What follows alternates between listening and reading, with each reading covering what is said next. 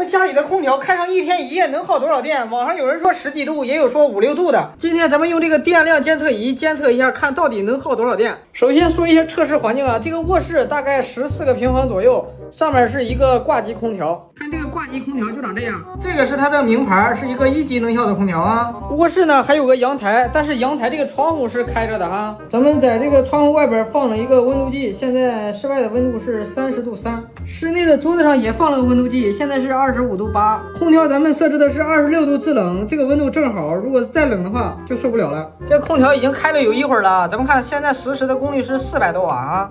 咱们现在给它清零一下，累计电量时间清零，金额是0，二氧化碳0，累计时间小时0。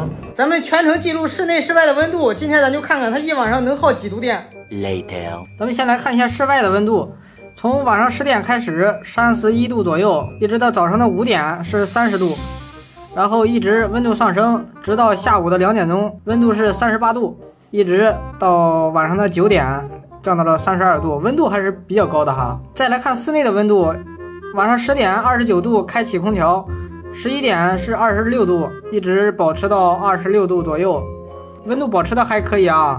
顺便看一下空调开启的湿度啊，这个晚上门窗紧闭的话，开空调湿度是急剧上升的，湿度一直都是80%左右。现在已经将近1天1夜过去了啊，咱们看现在空调的实时功率是14瓦。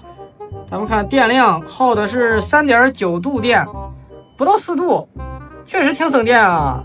电压220，电流2.5安，频率是50赫兹，时间是23.6小时，二氧化碳31公斤，金额是2块。我们这儿5毛5一度的话，也就是2块1毛7。这个确实很省电啊。好，那么这个空调的耗电量实测结果就已经测完了啊。如果想看自己家空调到底费不费电呢，咱们点个关注，下期视频更新。